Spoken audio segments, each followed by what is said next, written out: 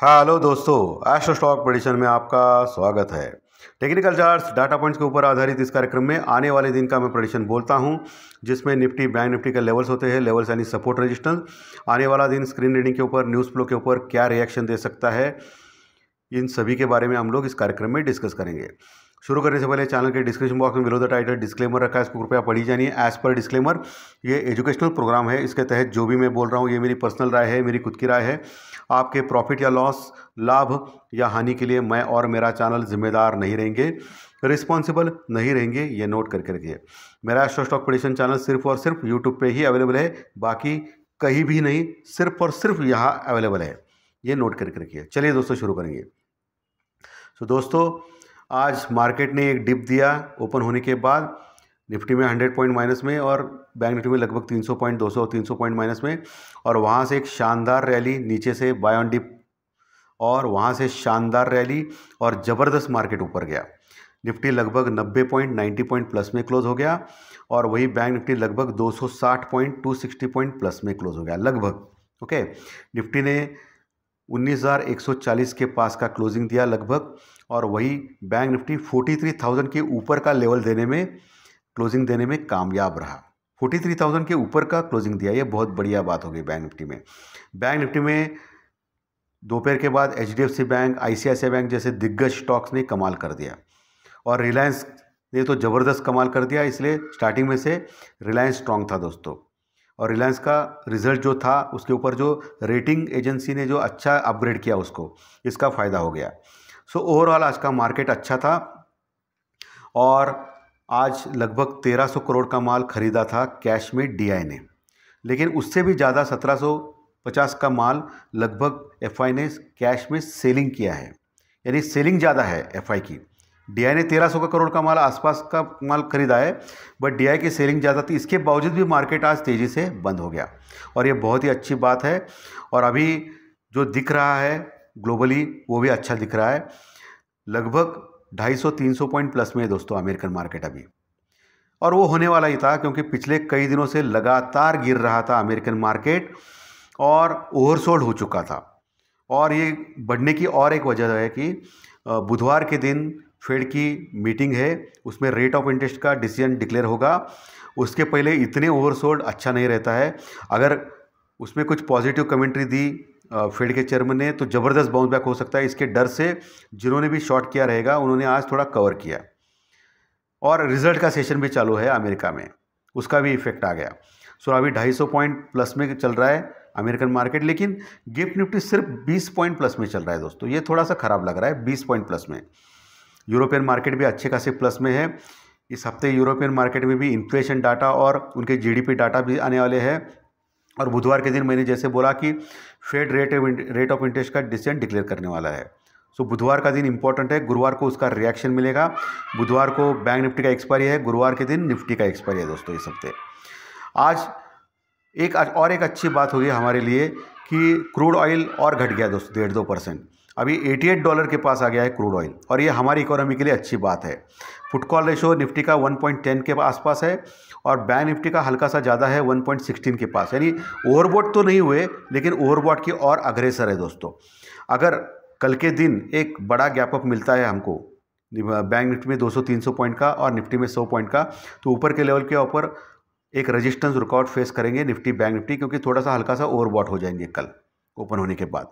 फिर वहाँ से एक प्रॉफिट बुकिंग आ सकती है, ऐसा मुझे लगता है दोस्तों, एज़ पर जो मैं देखता हूँ ऐसा। लेकिन आज एक अजीब चीज़ हो गई, इंडिया विक्स इतना अच्छा मार्केट सस्टेनेबल ऊपर आ गया, लेकिन इंडिया विक्स 5% बढ़ा है दोस्तों। ये थोड़ा अचरज का मामला है। इंडिया विक्स अगर बढ़ता है 5%, तो इसका मतलब मार्केट में घबराहट है। इंडिया विक्स यानी फियर इंडेक्स बोलते हैं उसको, घबराहट का इंडेक्स बोलते हैं। इंडिया विक्स का बढ़ना, इसका मतलब मार्केट का नीचे गिरना, ऐसा होता है। लेकिन आज उल्टा हो गया, मार्केट भी बढ़ गया और इंडिया विक्स भी बढ़ गया। सो ये थोड़ा सा डेंजरस साइन है, उसके ऊपर थोड़ा हमको फोकस करना पड़ेगा कल के दिन। इसराइल और हमास का युद्ध तो चालू है, वो तो पिछले एक महीना अभी लगभग हो जाएगा दोस्तों, और कल अक्टूबर मंथ की आखिरी डेट है, 31 अक्टूबर है दोस्तों, हफ्ते का मंथ एंड है कल का। सो कल क्या हो सकता है, अभी चार्ट तो बुलिश है निफ्टी का, 19,140 के पास निफ्टी और बैंक निफ्टी ने 43,000 के लेवल के ऊपर का क्लोजिंग दिया है। बहुत बढ़िया है चार्ट। 19,150 से 180 का जो लेवल है ना दोस्तों निफ्टी में, ये थोड़ा रेजिस्टेंस रुकआउट का लेवल है। 19,150 से लेके 180 तक पहला जो रेजिस्टेंस फेस करेगा निफ्टी कल के दिन, जो अभी 20 पॉइंट गैप अप दिखा रहा है गिफ्ट निफ्टी, तो 19,180 के आसपास फेस कर सकता है कल का दिन। अगर 19,180 यानी 19,180 के ऊपर अगर टिकता है निफ्टी कल के सत्र में, तो 19,220 पहला टारगेट, 19,220 पहला टारगेट, दूसरा टारगेट 19,250। ये दो टारगेट आपको जहन में दिमाग में रखना चाहिए कल के दिन। अगर 19,180 19,180 के ऊपर टिकता है निफ्टी, तो मैं बोल रहा हूँ 15-20 मिनट, तो अगला टारगेट 19,220 यानी 19,220, उसके ऊपर 19,250। ये दो टारगेट आपको दिमाग में रखना है। और 19,250 के आसपास आपको क्लोजली देखना है 250 के ऊपर टिकता है या नहीं निफ्टी। अगर टिकेगा तो फर्दर 19,300 तक जा सकता है, 19,300 तक। लेकिन मेरा कहना है कि 19,300 के पास ज़बरदस्त कॉल रेटिंग है। करोड़ों में कॉन्ट्रैक्ट 19,200 से लेकर 300 के रीजन में है। तो 19,300 के पास अगर गलती से गया निफ्टी, तो वहाँ से एक नीचे प्रॉफिट बुकिंग आ सकती है, मार्केट नीचे आ सकता है, फिर नीचे से ऊपर जा सकता है, ये अलग बात है। ओके, तो ये दिमाग में रखना चाहिए कल का दिन निफ्टी के लिए। अगर नीचे गया निफ्टी तो 19,100 का लेवल जो है वहाँ पुट रेटिंग आज अच्छी हो गई है, सो वो एक इम्पॉर्टेंट लेवल है। उसके नीचे 19,050 और 19,000 लेवल करोड़ों में कॉन्ट्रैक्ट जुड़ गए दोस्तों यहाँ। सो एक बहुत अच्छा सपोर्ट 19,000 से लेके 19,050 के लेवल तक, 19,000 से लेके 19,050 का लेवल निफ्टी में ज़बरदस्त सपोर्ट है। उसके नीचे गया तो फिर हल्का सा गड़बड़ हो जाएगा, फिर 19,900 18,900 के लेवल तक जा सकता है निफ्टी। लेकिन मोटा मोटी 19,000 का लेवल कल आपको ध्यान में रखना है। 19,000 के लेवल के आसपास आपको खरीदने के लिए देखना है। अगर नीचे आ गया तो वहाँ ज़बरदस्त पुट राइटिंग है दोस्तों, फिर बाउंस बैक मार सकता है। लेकिन जो भी करना है स्टॉप लॉस के साथ या हेजिंग के साथ करें, ठीक है। तो ये निफ्टी के लेवल्स हो गए।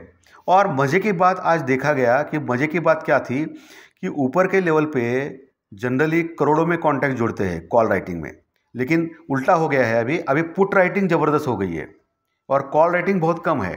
60-65 लाख के कॉन्ट्रैक्ट है सिर्फ कॉल राइटिंग में, जो पहले करोड़ों में थे, 7-8 4-4 5-5 करोड़ के थे। इसका मतलब लोगों का भी विश्वास हो गया कि मार्केट ऊपर जाएगा। पुट राइटिंग यानी मजबूत मार्केट, कॉल राइटिंग यानी मंदी का मार्केट। तो ये बोलने का ये मुझे बोलना था। और दिवाली भी आ रही है दोस्तों, तो दिवाली की रैली भी हो सकती है।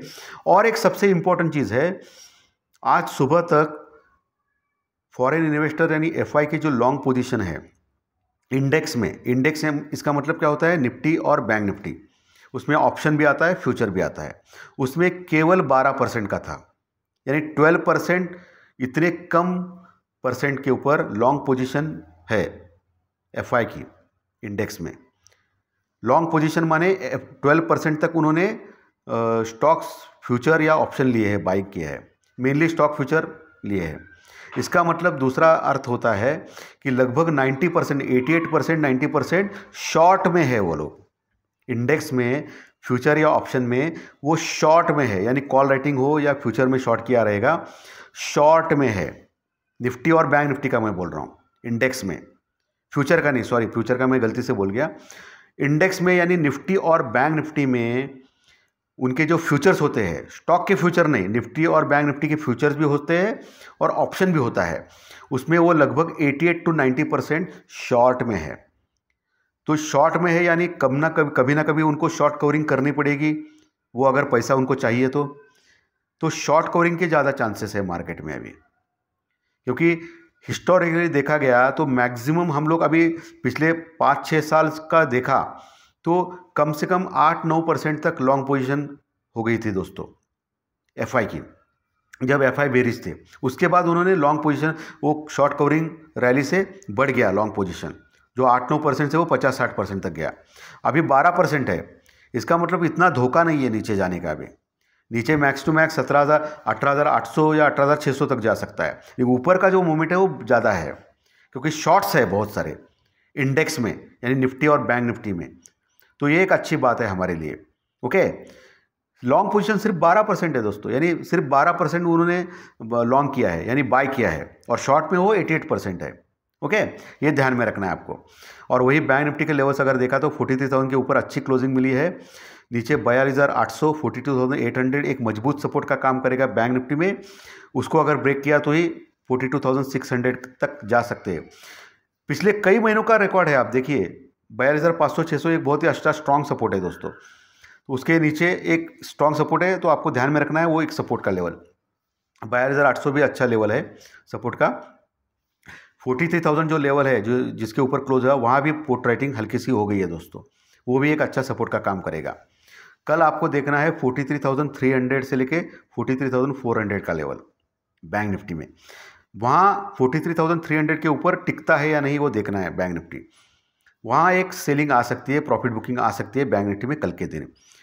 तो वहाँ देखना है, टिका तो 43,500 550 ये लेवल तुरंत आ सकते हैं बैंक निफ्टी में, क्योंकि अभी भी बहुत सारे शॉर्ट्स बैंक निफ्टी में है, क्योंकि HDFC बैंक, ICICI बैंक बहुत गिरे हैं दोस्तों, और कोटक, बाकी के सभी बैंक्स गिरे हैं, स्टेट बैंक ऑफ इंडिया भी ज़्यादा गिरा है। तो इनमें जो अगर शॉर्ट कवरिंग रैली आएगी तो ऑटोमेटिकली बैंक निफ्टी बढ़ेगा। तो 43,300 पहला लेवल देखना है रेजिस्टेंस के तौर पे, उसके ऊपर टिक गया तो 43,500 550 ये लेवल देखना है। 43,550 के ऊपर गया तो बहुत बड़ी शॉर्ट कवरिंग रैली आएगी, जो 44,000 तक लेके जा सकते हैं बैंक निफ्टी को, ये ध्यान में रखना है। 43,500 550 के पास एक सोच सकते हैं आप बैंक निफ्टी में पुट लेने के लिए स्टॉप लॉस के साथ। ओके, तो ये लेवल सपोर्ट रेजिस्टेंस मैंने क्लियर कट बोले हैं।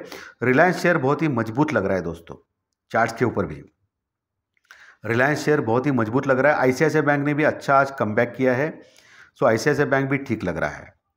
तो ये आप कैश में बाय कर सकते हो, लेकिन बाइंग के पहले आपके जो भी फाइनेंशियल एडवाइजर्स है उनसे कंसल्ट कीजिए, ताकि आपको लॉस ना हो। फाइनेंशियल एडवाइजर से कंसल्ट करना ज़रूरी होता है दोस्तों, और जो भी करना है कैश में करो, ऑप्शन फ्यूचर में मत करो। ओके, सो कंसल्ट कीजिए एडवाइजर से, और उसके बाद ही आप बाय कर सकते हो, ताकि आपको लॉस ना हो।